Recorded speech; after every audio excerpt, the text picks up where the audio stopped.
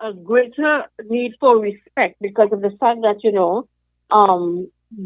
the type of language and the type of banter that you would hear, it needs to be put in proper perspective because remember this is being live, this is being aired live, and persons who are looking on look up to us as leaders, and they expect that whatever behavior that they see and they hear that they can emulate. And so, therefore, when we hold office, what we say and do, unfortunately, gives credence to persons out there to repeat what they say and they do. And this is where the problem lies. We have to set the standard. We have to set, the tone. And this certainly has not been the case in the past couple of parliaments. So so for Stuart to come and make a statement like that, he has followed in the footsteps of his leader, who has always been threatening, MPs. While I was there, I know that he did make a comment to Rudal to meet him on the pavement. Those types of bullying tactics that that we are seeing now, being replicated in our society. It stems from there, and you said it, Candice, when you were speaking earlier. I was hearing you, and you spoke about it is from the head that that it rots. A fish rots from the head down. You don't have problems Mm-hmm. coming from the tail up; it's from the head down. And so, therefore, we need to be responsible leaders when we come into office. We need to understand that what we say and do impacts upon our society.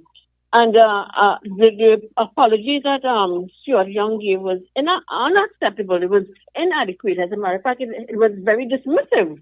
And I do believe that the speaker will give a very definitive ruling. And the reason why I believe that is because just recently, I don't know if you're aware that the former and current women parliamentarians formed a group called the WPTT, that's the Women Parliamentarians of Trinidad and Tobago, of which the Speaker of the House is the current president. And we just trained 40 plus women on how we have to have behavior in the parliament. So I'm very confident that she will uphold a ruling that will be in fact one that the nation will be pleased. At least that is what I believe because of the fact that we have formed this committee to be able to bring about a change, a transformation of how Parliament functions.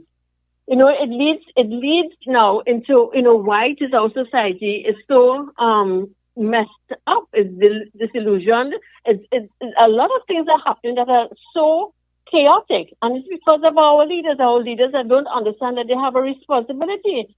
Proverbs 29 says, Exactly. in a he rules, when the righteous are in authority, the people rejoice. But when the wicked, rule, the people mourn, and the people are mourning. It's almost as though wickedness has taken over the land because of this type of leadership that we have, in office.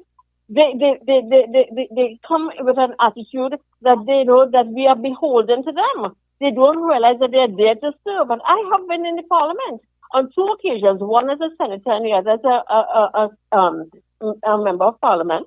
And, it was to serve. It wasn't to serve oneself. And I think there's probably you need to clarify who you're serving so that when you come into office, you understand that it is the people that you are serving.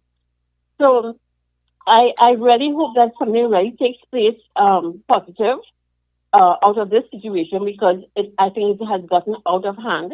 The people are frustrated. Who can we turn to? You spoke, Candice, earlier about the social medias where people are getting their news. You want true news. You want the truth. You want you don't want to be deceived, and that's where you have to go to social media to get the truth. And it's Yes. unfortunate for that.